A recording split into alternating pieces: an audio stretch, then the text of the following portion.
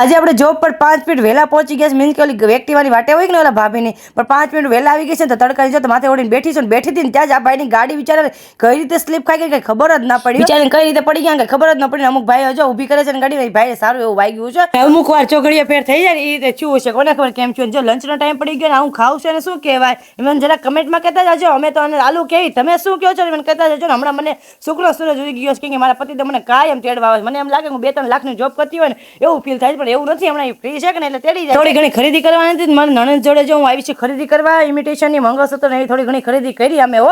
અને જો બધા અડધે સુધી ચાલીને આવ્યા અડધેથી રિક્ષામાં આવ્યા હતા. જો જાય છે ઘરે હવે બધા ચાલીને બધા સાસુમાં નણંદ ને બધા રાતે છે ભજીયાનો પ્રોગ્રામ. બધા ભજીયા છે કુંભણિયા સાદા પટ્ટીના ભરેલા મરચાના કાતરી ઘણું છે. તમારા પતિદેવ પણ જો માથે અડીખમ ઉભા રહે કે અમારે જમવાનું બનતું હોય ને માથે ન ઉભા રહે ચાખે ને એવું બને જ નહીં. અમારે ચાખવાનું બાખવાનું ચાલુ જ હોય. મારા નણંદ છે ને ભજીયામાં માસ્ટરી છે એને કાંઈ કેવું જ ન પડે. અમારે જેવાને આવડે પણ થોડા ઘણા આમ તેમ થાય પણ એને જો મસ્તના ભજીયા બનાવે. અમે પણ બધા ચાખી લીધા કેમ કે લેટ થઈ ગયું હતું તો કાંઈ મળીએ કાલે નેક્સ્ટ વિડીયો. ત્યાં સુધી મારો વિડીયો ગમતો તો લાઈક શેર સબસ્ક્રાઈબ ને હર હર મહાદેવ.